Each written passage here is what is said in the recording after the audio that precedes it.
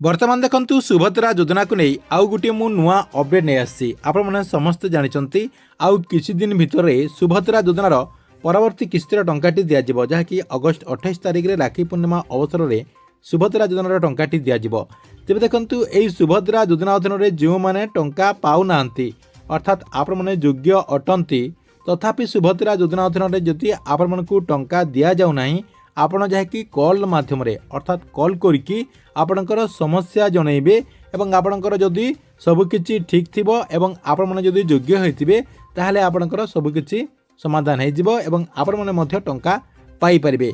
तेबे देखंतु जो माने योग्य अटंती एवं सुभद्रा योजना अधीन जदि टंका पाउ नांती एई प्रोसेस रे आपण माने जहाँकि सबकिछि समाधान करि परिबे जहाँकि सरकार तरफ एटा आपणकर नुआ प्रोसेस रहिछि एई प्रोसेस रे आपणकर सब समाधान हो जिवो एवं आगकू आपण माने टंका पाई परिबे। देखंतु एई 28 तारिख रे जो टंकाटी दिया जिवो एई 28 तारिख रे टंका आसिला परे मासे परे आपणकर आउ गुटे किस्तिर टंका आसीबो अर्थात जो मानकर टंका पूर्वरु पेंडिंग रहि जायछि कोनोसी त्रुटि रहितिला सेही मानक जायकि टंका दिया जिवो।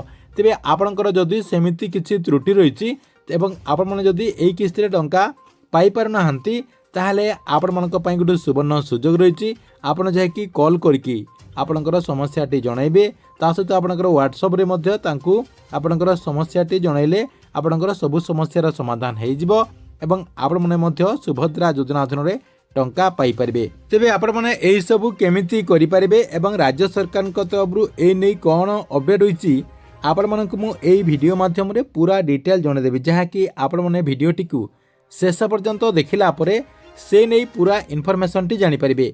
सेतिपई वीडियोटी को बिना स्किप करके शेष पर्यंत देखंतु ता पूर्व वीडियो को गोटे लाइक कर दियंतु एवं जो माने चैनल टी को एजाए सब्सक्राइब करनांती चैनल टी को सब्सक्राइब कर दियंतु।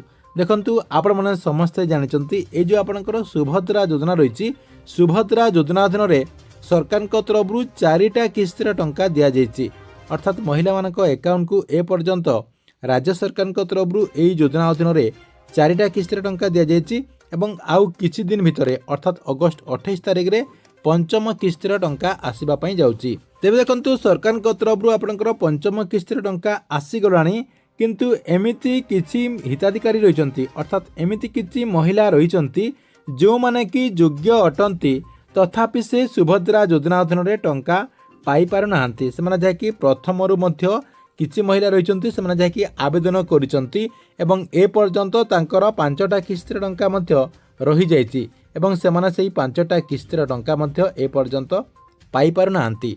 ता सहित किछि महिलांकर आपणकर गोटी किस्तिर टंका मिलिछि तांकर फॉर्म टी रिजेक्ट हो जायछि सरकार को तरफरु कोनोसी कारणर तांकर फॉर्म टी को रिजेक्ट कर दिया जायछि के 2टा किस्तिर टंका पाइछि रिजेक्ट हो जायछि के 3टा किस्तिर टंका पाइछि रिजेक्ट हो जायछि।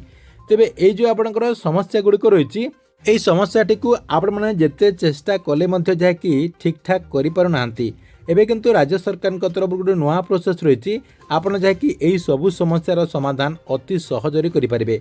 आपंकर गोटे टोल फ्री नंबर रही से टोल फ्री नंबर आप कॉल करेंगे ता सहित आपंकर गोटे व्हाट्सएप नंबर रही से व्हाट्सएप नंबर को आपंकर सब तथ्य देकी आपण मैंने से सबू समाधान करेंगे। से राज्य सरकार तरफ गोटे आपंकर नुआ व्यवस्था आरंभ कर जहाद्वारा आपण मैंने सुभद्रा योजना अधीन में टंका पाइपर। तेज देखंतु से नहीं कौन सब अपडेट गुड़िक रही आपण मुझे देखंतु step by step A video माध्यम जन दूसरी जहाद्वारा आपण मैंने से सब करके से प्रोसेस रे आपणकर सब किछि समाधान टी करि परिबे। तो आपण माने केमिति आपणकर सब समस्यार समाधान करि परिबे देखंतु आपण माने एटी स्क्रीन माध्यम रे गुटे आपणकर टोल फ्री नंबर देखि पारथिबे एटा आपणकर जो सुभद्रा योजना रही सुभद्रा योजनार टोल फ्री नंबर रही एई नंबर टी को आपण माने कॉल करी आपणकर सब समस्यार समाधान करेंगे। ता सहित सुभद्रा योजना को नहीं जहाँ भी आपंकर इनफॉरमेशन आपण को दरकार जहाँ भी जानापी चाहते सबकि आपण मैंने टोल फ्री नंबर टी को कॉल करके जानीपारे यहाँ जहाँकि आपण सुभद्रा योजनार हिताधिकारी सरकार तरफ यही नंबर टी को आपंकर कर जो आपंकर टोल फ्री नंबर रही है टोल फ्री नंबर आपंकर जहाँ समस्या रही से समस्यार समाधान करने आपण यही नंबर टी को कॉल करेंगे। आपंकर स्टेटस चेक करेंगे ता सहित सुभद्रा योजना अधीन में टंका पाइबापी कौन सब करने पड़ो से सबू परामर्श नहीं पारे। नेक्स्ट आपंकर देखो आउ गोटे अपडेट होती जे आपण मैंने व्हाट्सएप मध्यम आपंकर सबू समस्यार समाधान କରିପାରିବେ। ସେ ନେଇ ମଧ୍ୟ ରାଜ୍ୟ ସରକାରଙ୍କ ତରଫରୁ ବ୍ୟବସ୍ଥା କରାଯାଇଛି, ଯାହାକି ଆପଣମାନେ ଏଇଠି ସ୍କ୍ରିନ୍ ମାଧ୍ୟମରେ ଦେଖିପାରୁଥିବେ। ଏହା ବ୍ୟତୀତ ହ୍ୱାଟ୍ସଆପ୍ ମାଧ୍ୟମରେ ମଧ୍ୟ ଅଭିଯୋଗ କରିପାରିବେ। ଏଇଠି ଆପଣଙ୍କର ନମ୍ବର ବି ରହିଛି, ଯାହାକି ଆପଣମାନେ ଏଇଠି ସ୍କ୍ରିନ୍ ମାଧ୍ୟମରେ ସେଇ ନମ୍ବରଟି ମଧ୍ୟ ଦେଖିପାରୁଥିବେ। ଏଇ ନମ୍ବରରେ ଆପଣ ମେସେଜ ଦେଇକି ଅଭିଯୋଗ କରିପାରିବେ। ଦେଖନ୍ତୁ କେମିତି ଅଭିଯୋଗ କରିପାରିବେ। ଆପଣଙ୍କର ମୋବାଇଲରେ ଏଇ ନମ୍ବରଟିକୁ ସେଭ୍ କରିବେ। ସେଭ୍ କଲାପରେ ହ୍ୱାଟ୍ସଆପ୍ ଓପନ୍ କରିବେ। ଓପନ୍ କଲାପରେ ଆପଣଙ୍କର ଯେଉଁ ସମସ୍ୟା ରହିଛି ସେଇ ସମସ୍ୟାଟିକୁ ଲେଖିକି ଆପଣଙ୍କର ଏଇ ଯେଉଁ ନମ୍ବର ରହିଛି ଏଇ ନମ୍ବରଟିକୁ ଆପଣ ଯାଇକି ମେସେଜ କରିବେ।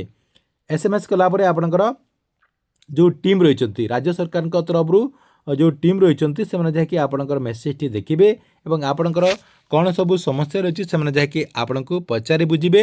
ଏବଂ ଆପଣ ଯଦି ସୁଭଦ୍ରା ଯୋଜନା ଅଧୀନରେ ଟଙ୍କା ପାଇବା ପାଇଁ ଯୋଗ୍ୟ ଅଟନ୍ତି ଏବଂ ଆପଣଙ୍କର ଯଦି କିଛି ତ୍ରୁଟି ହେଇଥିବ ସେହି ସବୁ ସମାଧାନ କରିବା ପାଇଁ ପରାମର୍ଶ ଦେବେ ଏବଂ କେମିତି ତାହା ସମାଧାନ କରିବେ ସେଇଟା ମଧ୍ୟ ଆପଣମାନଙ୍କୁ ଯାଇକି ସେମାନେ ଜଣାଇଦେବେ। ସେହି ପ୍ରୋସେସ୍ରେ ଆପଣମାନେ ଯଦି ସବୁକିଛି କରିବେ ତାହେଲେ ଆଗକୁ ଟଙ୍କା ପାଇପାରିବେ। ଦେଖନ୍ତୁ ଆଉ ଗୋଟେ ଆପଣଙ୍କର କ'ଣ ତଥ୍ୟ ରହିଛି। ଆପଣଙ୍କର ଏଇ ଯେଉଁ ପ୍ରୋସେସ୍ ରହିଛି ଏଇ ପ୍ରୋସେସ୍ଟି କରିବା ପୂର୍ବରୁ ଆପଣମାନଙ୍କୁ ଏହିସବୁ କାମଟି ପ୍ରଥମେ କରିବା ପାଇଁ ପଡ଼ିବ। ଅର୍ଥାତ୍ ଏହିସବୁ ଡକୁମେଣ୍ଟ ଗୁଡ଼ିକ ଆପଣମାନଙ୍କ ପାଖରେ ରଖିବା ପାଇଁ ପଡ଼ିବ। ତାପରେ ଆପଣମାନେ ଏହିସବୁ କଲେ ଆପଣଙ୍କର ସବୁକିଛି ମିଳିପାରିବ ଏବଂ ଆପଣଙ୍କର ସବୁକିଛି ଠିକ୍ ଠାକ୍ରେ ଏପ୍ରୁଭ୍ ମଧ୍ୟ ହେବ। ଦେଖନ୍ତୁ ଆବେଦନ ଆପଣଙ୍କର ଯେଉଁ କରିଛନ୍ତି ବେନିଫିସିଆରୀ ID ଆବେଦନ କଲା ସମୟରେ ଆପଣଙ୍କର ଯେଉଁ CSC ରହିଛନ୍ତି ସେଇ CSC ବାଲା ଆପଣମାନଙ୍କୁ ଯାଇକି ଆବେଦନର ଯେଉଁ ରିସିଭ୍ ରହିଛି ସେ ରିସିଭ୍ ଦେଇଛନ୍ତି ଏବଂ ସେଥିରେ ଆପଣଙ୍କର ବେନିଫିସିଆରୀ ID ରହିଛି।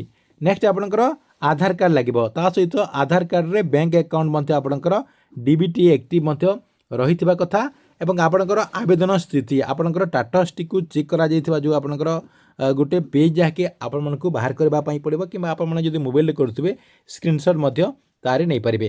ତା ସହିତ ଆପଣଙ୍କର ବ୍ୟାଙ୍କ ଖାତାର ବିବରଣୀ ଆପଣଙ୍କର ବ୍ୟାଙ୍କ ଖାତାଟି ରନିଂ ଅଛି କି ନାହିଁ ସେହିସବୁ ଯାହାକି ଆପଣମାନେ ତାଙ୍କୁ ଜଣାଇବା ପାଇଁ ପଡ଼ିବ।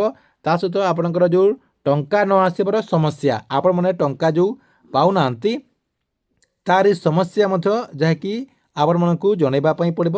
ଯଦି ଆପଣ ଜାଣିପାରୁନାହାନ୍ତି ତାଙ୍କୁ ମଧ୍ୟ ଆପଣ ପଚାରିପାରିବେ, ଯାହାକି ସେମାନେ ଚେକ୍ କଲା ପରେ ଆପଣଙ୍କର ସବୁ ସମସ୍ୟାର ଯାହାକି ଚେକ୍ କରିକି ସେମାନେ ଜାଣିପାରିବେ। ଯଦି ଆପଣଙ୍କର କିଛି ସମସ୍ୟା ରହିଥିବ ତାରି ସମାଧାନ କ'ଣ ରହିଛି ସେମାନେ ଯାହାକି ଆପଣଙ୍କୁ ଜଣାଇବେ। ତା ସହିତ ଆପଣଙ୍କର ଯଦି ସବୁ କିଛି ଠିକ୍ ଥିବ ସେମାନେ ଯାଇକି ଆପଣଙ୍କର ଡକୁମେଣ୍ଟ ଗୁଡ଼ିକ ମାଗିବେ ଏବଂ ସେହିସବୁ ଆପଣମାନେ ଦେଇଦେଲା ପରେ ଆପଣଙ୍କର ଯାହାକି କମ୍ ଦିନ ଭିତରେ ସବୁ ସମସ୍ୟାର ସମାଧାନ ହେଇଯିବ। ଏବଂ ଏଇ ଯେଉଁ ଆପଣଙ୍କର 28 ତାରିଖ ପରେ ମାସେ ଭିତରେ ଯେଉଁ ଆପଣଙ୍କର ଆଉ ଗୋଟେ କିସ୍ତିର ଟଙ୍କାଟି ସରକାରଙ୍କ ତରଫରୁ ଦିଆଯିବ ବୋଲି କୁହାଯାଉଛି, ହୁଏତ ଆପଣମାନଙ୍କୁ ଏହି କିସ୍ତିରେ ମଧ୍ୟ ଟଙ୍କା ମିଳିଯିବ।